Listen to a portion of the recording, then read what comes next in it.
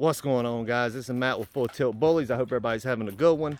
Everybody's looking good, doing good as usual. Just blew some of these leaves away, threw them some treats. I got to go back through here and rinse out their water bowls, get them some fresh water, and then get this video for y'all, and that'll be it for today. Well, not for today, but for this part of the day.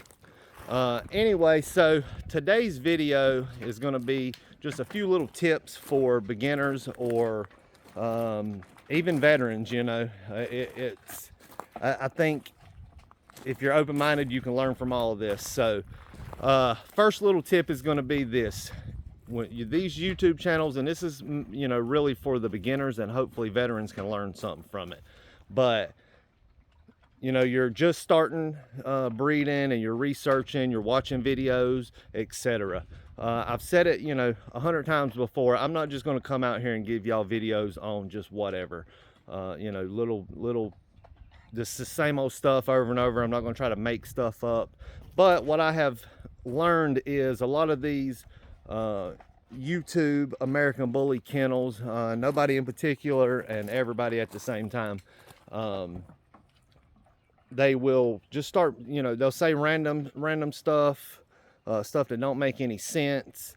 They just make up different things trying to just have content. And that's dangerous when you have people that look up to you and admire what you're doing,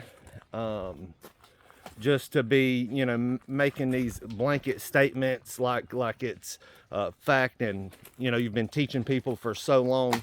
Again, that's really dangerous. So the way to combat that is do research. I say something to y'all, I make a video saying, hey, do your shots this way. Man, watch 10 videos on it and find the most consistent method, and then make your choice from there. Don't just oh, I've been watching this person for 3-4 years or whatever, and I'll just believe what they say. Because I'm telling you, I've seen it with certain channels that I never thought it would happen, and they just start making up crazy stuff. They just that's it. They just start saying random shit just for content, just for the purpose of what I'm doing right now, is to have a video to talk about something.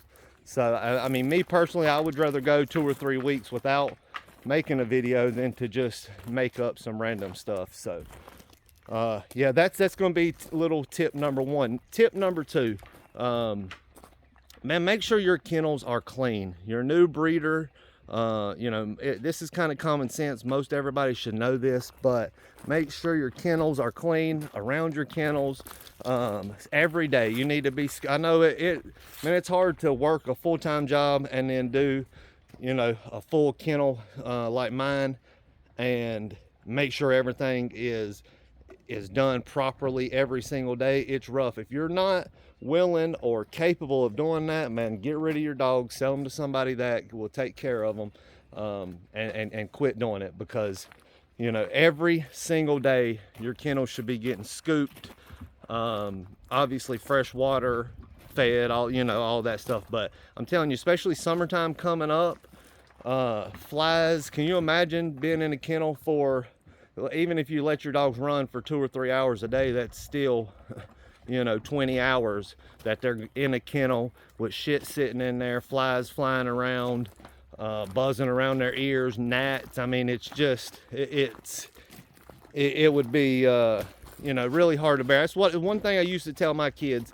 because I would have my kids help me with the dogs, feed, water, scoop, stuff like that. And I would always ask them, like, it would be, say, 8 o'clock at night. I'm like, hey, have you done this with the dogs? And no, I hadn't got to it yet. I said, well, damn, you just think about, how you would feel if you went all day till 8 o'clock and you hadn't ate. Or, if you had a pile of crap sitting in your bedroom floor right there beside you, how long would you want to smell that or have flies buzzing around you? So, just think about it like that. I've come out here at 1 o'clock in the morning, 2 o'clock in the morning, because I dozed off and like, damn, it's too cold for the dogs to be outside. I got to put them in the building. Got to come out here and do it. Or a big storm, start in the middle of the night, wake me up, man. I got to come out in the storm and put the dogs in the building. So that'll kind of fall into tip 2 and 3. But just put yourself in the position of the dogs and just think like, you know, this is how their living conditions are, what I want mine that way. So yeah, that's like I said, that's 2 and 3. And the last little one, guys, obviously it's springtime. Go ahead and jump on you some flea medicine, flea and tick. I use either Bravecto or NexGard. NexGard has never let me down. NexGard, obviously, you got to do, you know, monthly.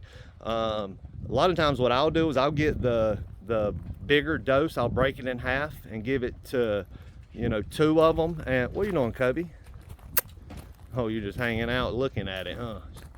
But yeah, that's what I'll do a lot of times. I get a little bit bigger dose, break it in half, you know, that way it's 2, because it gets expensive doing this many dogs. But that stuff works. I mean, a lot of times it'll roll like 2 months. It's, you know, you're supposed to do it once a month, but man, I hadn't had fleas in years. Since I started using that, I haven't had fleas at all. And like I said, say summertime's what, 3-4 months, whatever. I do it at least 3 times throughout that, and all year round. Like I don't give it to them at all in the wintertime, and no fleas whatsoever. So yeah, I would go ahead and jump on that, because once it reaches 65 degrees and starts staying 65, that's when the little cycle starts. They start hatching and getting on your dogs and stuff. So I'm going to pick mine up today and hitting them with it. But yeah, that's it. I hope y'all got a little something out of this video. Again, the first little part, I'm not trying to, you know, shit on anybody or nothing like that, but it's Foxy girl. But you know, it is what it is. And I hate that people start, you know, making videos like that, just, you know, saying, you know, just off the wall stuff. So, but that's it for now, guys. I appreciate y'all.